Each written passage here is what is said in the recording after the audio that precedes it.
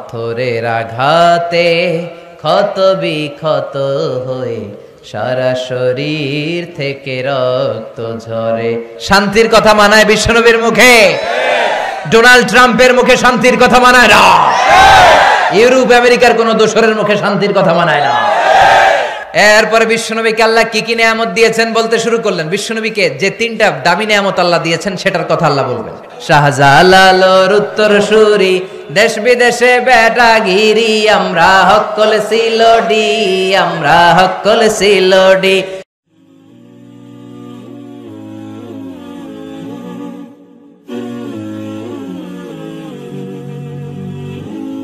এরা হতে হেলে দুলে নুরানি তনু ওকে আসে হায়, সারা দুনিয়ার হেরে মেরে পর্দা খুলে খুলে চায়, সে যে আমার কমলিওয়ালা কমলিওয়ালা, সে যে আমার কমলিওয়ালা কমলিওয়ালা। তার ভাবে বিবল রাঙ্গা পায়ের তলে, পর্বত জঙ্গল টল মল টলে, খুরমা খেজুর বাদাম জাফরানি ফুল ঝরে ঝরে যায়, সে যে আমার কমলিওয়ালা কমলিওয়ালা। সুবহানাল্লাহ পড়েন। বিশ্বনবীর যদি আমরা পাইতাম কি যে করতাম, কত দরদ দেখাতাম, কতটা ভালোবাসতাম, ঠিক কিনা? তো এই জন্য আবু জাহেলের শেষ পরিণতিটা ভালো হয় নাই। বদরের প্রান্তরে আবু জাহেল নাই, লোহিত সাগরের ভিতরে ফেরাউন নাই। কথা কন। আল্লাহ অনেক ছাড় দিয়েছেন ফেরাউনকেও। ফাহাশারা ফানাদা ফাকালা আনা রাব্বুকুমুল আ'লা। ফেরাউন বিশাল এরকম জামায়াত করে বলতে শুরু করলো, আমি তোদের বড় রব, আমি তোদের বড় রব, আমি তোদের বড় খোদা। আসলে এটা খোদা না হুদা, এটার কোনো পাওয়ার নাই। লোহিত সাগরের পানি খেতে খেতে ওর জীবনটা শেষ। পানি খেতে খেতে যখন ফেরাউন আর খেতে পারে না, তখন হাত তুলা কয় আনা মিনাল মুসলিমিন, আমি মুসলমান, আমি ভালো মানুষ। ফেরাউন যদি মুসলমান হয় আমরা থেকে কি লাভ? কথা বলেন। আল্লাহ বললেন না, তুমি অনেক দেরি করে ফেলেছো ফেরাউন, সময় শেষ। তার মানে ফেরাউনরেও ছাড় দেয় না। চিৎকার করে বলেন ঠিক কিনা? এই ফেরাউনের লাশটা আমি নিজে দেখে এসেছি। আমি 2008 সাল থেকে 2012 এই 4 বছর আমি মিশরে ছিলাম। আমি ধর্ম মন্ত্রণালয়ের একটা পরীক্ষাতে প্রথম স্থান অধিকার করেছিলাম, একটা স্কলারশিপ পরীক্ষা আল আজহার ইউনিভার্সিটির। ফলে আমি এই স্কলারশিপটা পাই। আমি ওখানে যে থিওলজি ডিপার্টমেন্টে, faculty of theology, department of Quranic science, এটাতে ভর্তি হই। আমার দেশের বাইরের প্রথম সফর 2008-এ শুরু হয়, তারপর থেকে চলছে আলহামদুলিল্লাহ। তো ওই প্রথম দেশের বাইরে যে আমি বিশ্বটারে দেখতে শুরু করলাম। প্রথম আমরা মাগরিবের সালাতের সময় আমাদেরকে ফরেন ইন্টারন্যাশনাল স্টুডেন্ট হোস্টেলে নিয়ে যাওয়া হলো। তো আমরা গেলাম, আজান শুরু হলো মাগরিবের। আল্লাহু আকবার আল্লাহু আকবার আল্লাহু আকবার আল্লাহু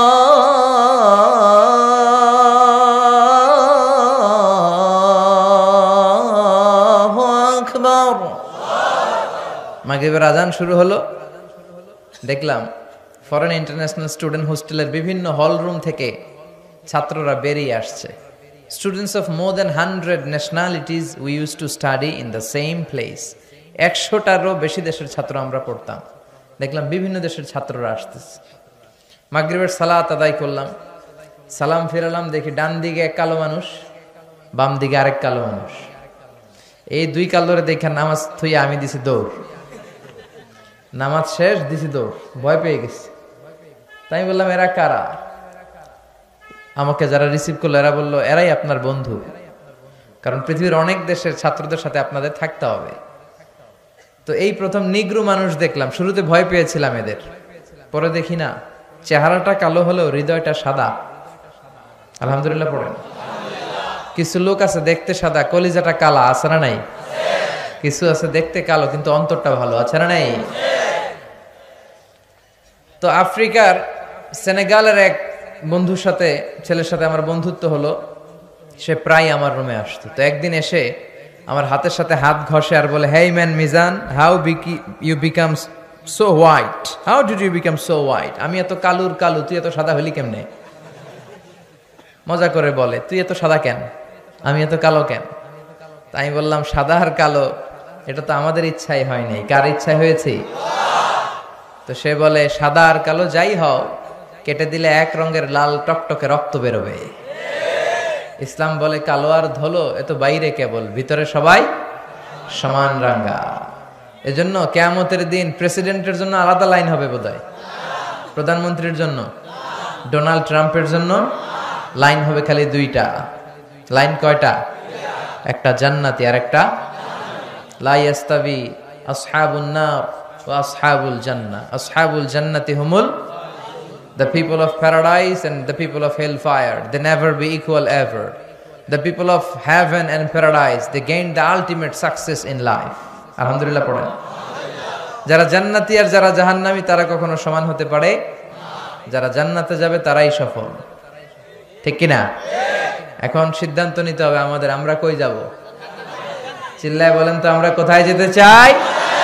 মালিক তুমি জান্নাতে, তোমার পাশে আমায় একটি ঘর বানিয়ে দিও, একটি ঘর বানিয়ে দিও সে বিভীষিকাময় মহাদিনে, তোমার প্রতিবেশী করে নিও মালিক তুমি জান্নাতে, তোমার পাশে আমায় একটি ঘর বানিয়ে দিও, একটি ঘর বানিয়ে দিও। পড়েন আমিন। এজন্য আমরা জাহান্নামে যেতে চাই না, আমরা কই যেতে চাই? এখানে যেমনি আমরা একত্রিত হলাম, আল্লাহ জান্নাতেও আমাদেরকে একসাথে থাকার তৌফিক দিও, আমরা পড়ি আমিন। তাহলে আল্লাহ ছাড় দেয় কি দেয় না? ফেরাউনরে আল্লাহ ছেড়ে দিছিল? দেয় নাই। এই ফেরাউনের লাশটা আমি নিজে দেখে এসেছি, শুটকি হয়ে আছে, একটা শুটকি মানুষ হুমকি ধামকে দিত মিশরে, আমি বড় রব এই বলে চিৎকার করত, কিন্তু তার সব শক্তিটারও শেষ করে দিল কে? নমরুদকেও আল্লাহ ছেড়ে দেয় নাই, ছেড়ে দিছে? কথা বলেন। আল্লাহ নমরুদকে কোনো কামান দিয়ে, তলোয়ার দিয়ে, ফেরেশতা বাহিনী দিয়ে মারে নাই, নমরুদকে মেরেছে আল্লাহ ল্যাংড়া মশা দিয়ে। ওই আল্লাহর শক্তি আগের মতো আছে না নাই?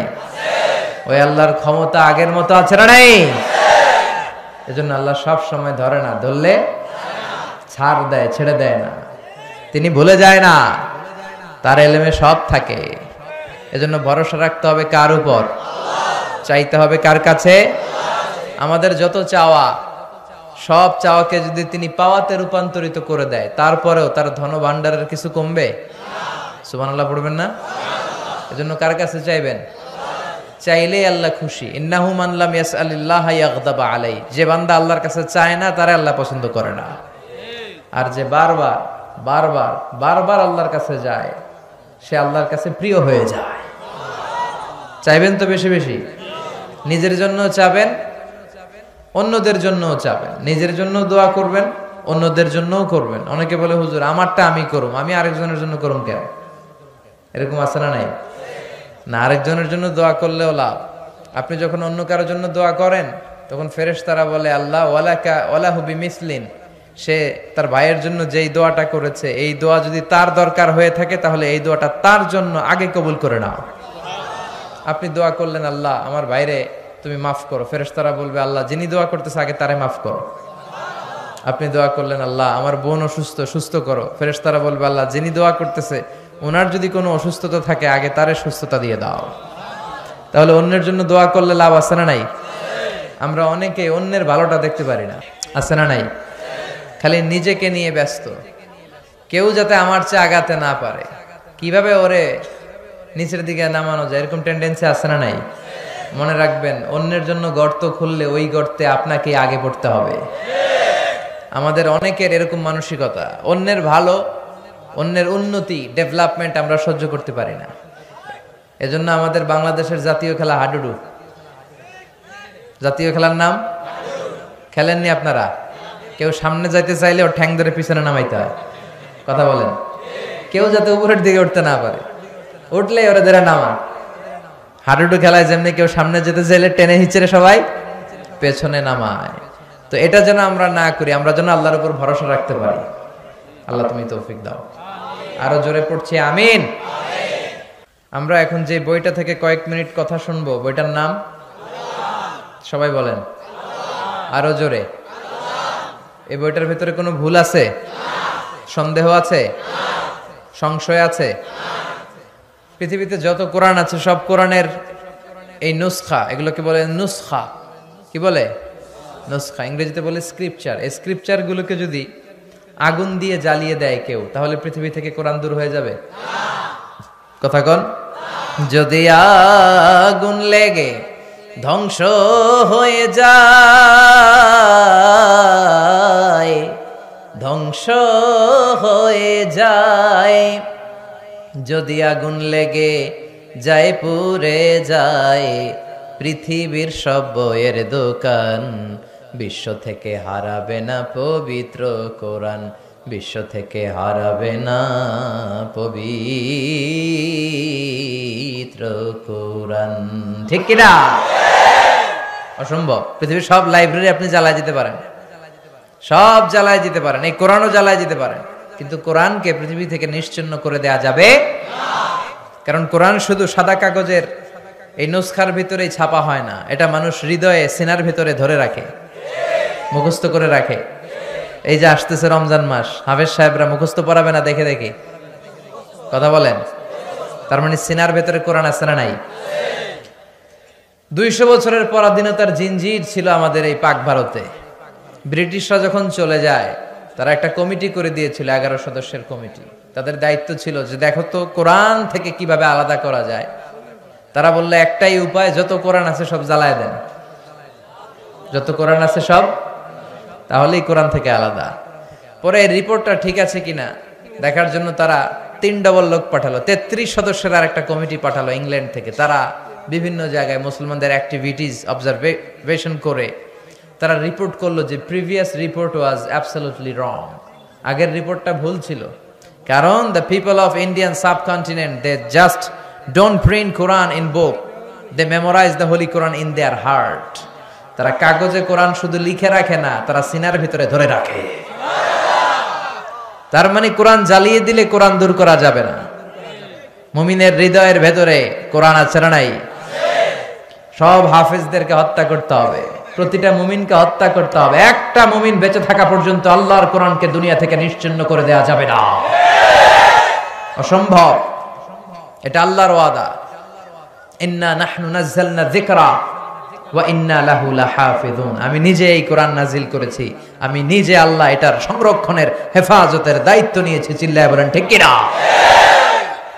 পৃথিবীর কোন ধর্মগ্রন্থ এইভাবে মুখস্থ করে রাখা যায় না, শুরু থেকে শেষ পর্যন্ত রাখা যায়? বেদ, রামায়ণ, মহাভারত, ত্রিপিটক, দীঘানিকায়া, ইয়াহাবিস্ট, জিন্দাবেস্তা, তাওরাত, ইনজিল, পৃথিবীর কোন ধর্মগ্রন্থ মুখস্থ রাখা যায়? পৃথিবীর কোন ধর্মগ্রন্থের হাফেজ আছে? কোরআনের হাফেজ আছে না নাই? কয় কোটি লাগবে আপনার? সুবহানাল্লাহ কইবেন না? কোটি ছাড়িয়ে গেছে। আলহামদুলিল্লাহ পড়েন। এটার printed translation of the meaning of the holy Quran, বিভিন্ন ভাষায় এটা ট্রান্সলেশন শত ছাড়িয়ে গিয়েছে, গোটা বিশ্বে ছড়িয়ে যাচ্ছে কোরআন। আর এই কোরআন পড়ে পড়ে, কোরআন জেনে জেনে লোকজন মুসলমান হয়ে যাচ্ছে। আলহামদুলিল্লাহ পড়েন। 3-4 সপ্তাহ আগের ঘটনা, একজন ডাচ পলিটিশিয়ান যে কোরআনকে গালি দিয়েছিল, this Quran is a poison, এই কোরআন নাকি একটা বিষ,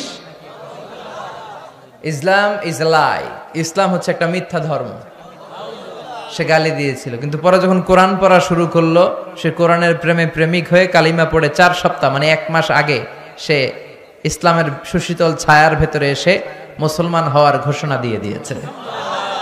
এভাবে যারাই কোরআনের প্রেমে পড়ে তার হৃদয়টারে আলোকিত